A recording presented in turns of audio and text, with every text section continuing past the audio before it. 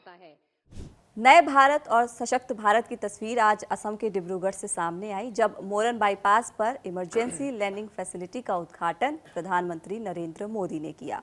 ये सिर्फ एक इमरजेंसी लैंडिंग फैसिलिटी नहीं है, ये सीधा सीधा जवाब है चीन को, उसकी विस्तारवादी नीति को जवाब है कि भारत अपनी सीमाओं की रक्षा करना जानता है और बहुत अच्छे से जानता है। वो हर वो कदम उठाएगा जो उसकी सुरक्षा के लिए ज़रूरी है। अब ये इमरजेंसी लैंडिंग फैसिलिटी क्या होती है और इसका असम में इसका उद्घाटन होने का क्या मतलब है, ये बताएंगे दीपांशु हमारे दर्शकों को। देखिए, हमें समझना पड़ेगा कि यहाँ पर जो ईएलएफ की जो एक तरह से शुरुआत हुई है वो बहुत ज़रूरी थी, और जो उसकी लोकेशन है असम, क्योंकि यहाँ से बात की जा रही है जिस लोकेशन पे ईएलएफ है वहाँ से 300 किलोमीटर दूरी चीन का बॉर्डर है।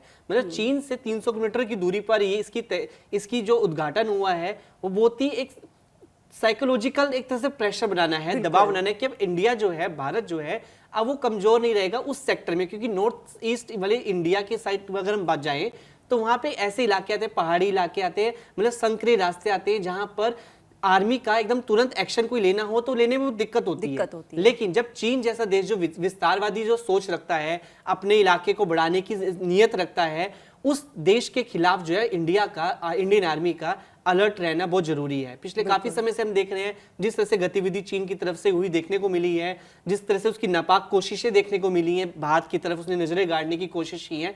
भारत भी समय समय पर उसका माकूल जवाब देने के लिए तैयार रहता है। लेकिन जिस तरह से बात आज की जो हम बात कर रहे हैं, जिस पट्टी की बात हो रही है कि हाईवे को रनवे बना दिया जाएगा इमरजेंसी सिचुएशन में, मतलब इसका काम डबल रहेगा। यानी वो पैनिक की सिचुएशन, वॉर टाइम वाली सिचुएशन में भी वो कारगर रहेगी। इसके अलावा जैसे कोई राहत कार्य, आपातकालीन वाली स्थिति आ चुकी है, नेचुरल डिजास्टर हो चुका है, तो उस वक्त में भी ये कारगर साबित होगा। और यहाँ पर हमें समझना पड़ेगा कि ये जो तैनाती है, मतलब यहाँ पर एक तरह से संदेश दिया गया चाइना को कि जो चाइना है अब उसको समझना पड़ेगा कि यहाँ भारत जो है अपने हर एक कोने कोने पर अपने इस ईएलएफ को जो है स्थापित करने की जिस तरह से बात सामने आई है।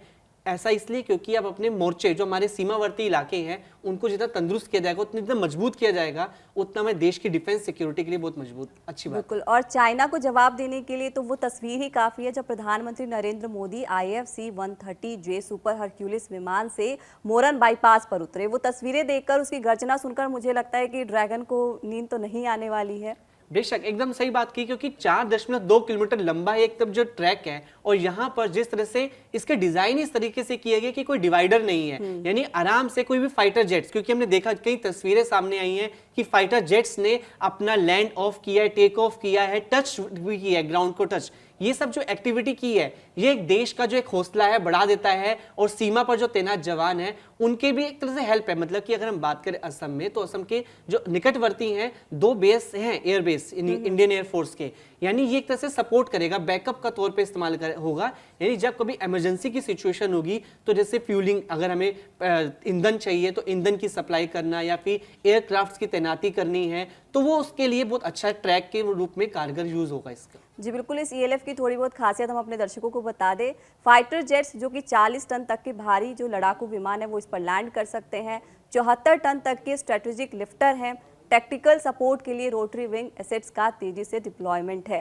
तो ये सीधा सीधा चीन को संदेश है कि भैया अगर आप अपनी विस्तारवादी नीति को ऐसे ही जारी रखेंगे तो भारत चुप नहीं बैठने वाला। वो अपनी हर एक सीमा पर, हर एक बॉर्डर पर ऐसे जो है वो चीजें तैयार करेगा, अपनी सुरक्षा के लिए काम करता रहेगा। क्योंकि जिस तरह से अगर हम बात करें नॉर्थ ईस्ट के इलाके की, तो जो नॉर्थ ईस्ट है वो इंडिया से एक बहुत ही, जो चिकन नेक की जिस तरह से हम बात करते हैं, वो बहुत ही संकरा रास्ता है, बहुत ही छोटा रास्ता है। उस रास्ते की वजह से कभी भी नेटवर्क जो है इंडिया के साथ, जो बाकी इंडिया के साथ उसका कनेक्शन टूट सकता है जब अगर चाइना की तरफ से कोई अगर अटैक की कोशिश की जाए।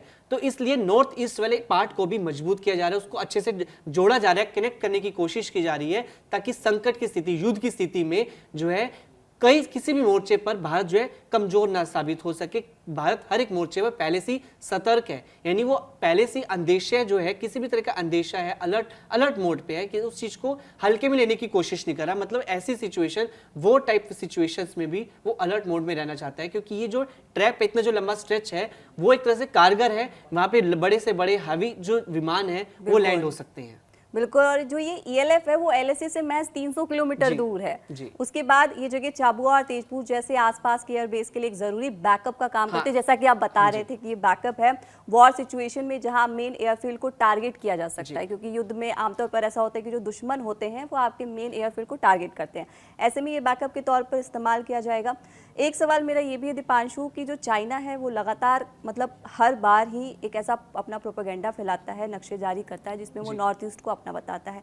ऐसे में इस तरीके के जो इंफ्रास्ट्रक्चर का बढ़ावा है वो चाइना के इस प्रोपेगेंडा का बहुत करारा जवाब है। एकदम सही बात कही, करारा जवाब है, माकूल जवाब है, क्योंकि ये करना एक आज समय की जरूरत बन चुकी है। क्योंकि ये जो समय की जरूरत इसलिए हम कह रहे हैं क्योंकि आजकल जो वॉर हो रहे हैं जमीनी स्तर पे तो वॉर हो रहे हैं ड्रोन के जरिए, जिस तरह से हम बात करते हैं, तो ये जो छोटी छोटी जो नई टेक्नोलॉजी आ गई है, आजकल ए टेक्नोलॉजी का भी जो बढ़ावा देखने को मिल रहा है, ये सब ऐसे हथियार हैं जो वहां पर अटैक किए जा सकते हैं, जिससे नॉर्थ ईस्ट वाला जो एरिया है, इलाका है, वो कमजोर पड़ सकता है। इसलिए उस चीज को ध्यान में रखते हुए ये रणनीतिक कूटनीतिक फैसला था जो एक तरह से जमीन पे होता हुआ दिख रहा है। और ये जो लैंडिंग हुई है, जिस तरह से प्रधानमंत्री नरेंद्र मोदी ने जो लैंडिंग की है जिस अपने विमान से, वो दिखाता है कि प्रधानमंत्री खुद इस चीज को लेकर मतलब एक्टिव मोड में है, एक्शन मोड में, उस चीज को हल्का में मान नहीं रहे हैं, इस चीज को मजबूत मान रहे हैं। एक संकेत देना चाहते हैं कि प्रधानमंत्री जो पद है वो वहां पर आए हैं, लैंड के अपना विमान लैंड हुआ है, और बाकी विमान भी उन्होंने एक तरह से एयर शो के रूप में इसको देखा।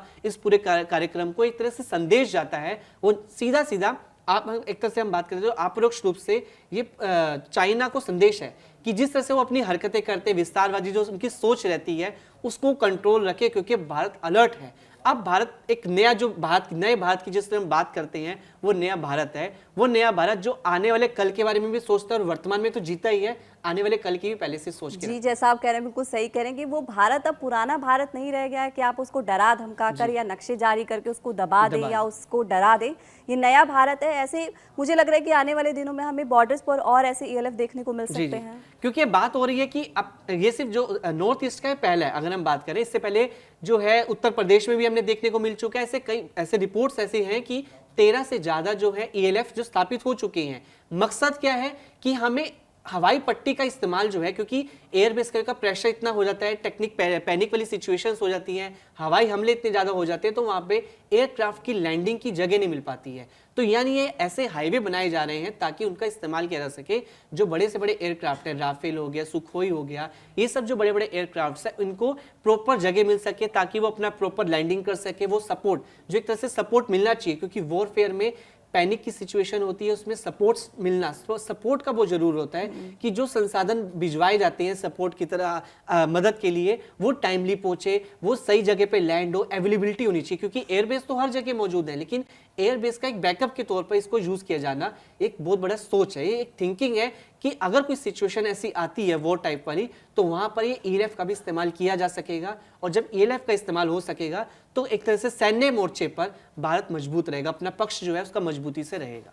जी बिल्कुल, उम्मीद करते हैं कि भारत आने वाले दिनों में ऐसी इंफ्रास्ट्रक्चर को बढ़ाता रहेगा, सीमाओं पर अपनी तैनाती बढ़ाएगा। साथ ही जो पड़ोसी देश हैं, जो चीन हो गया या पाकिस्तान हो गया, जो ये कोशिश करते रहते हैं कि भैया भारत को किसी तरीके से डरा दे, धमका दे, वो कुछ असर तो करने वाला है नहीं।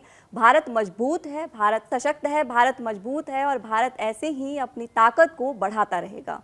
फिलहाल वर्ल्ड वॉरियर में इतना ही। देखते रहिए कड़क।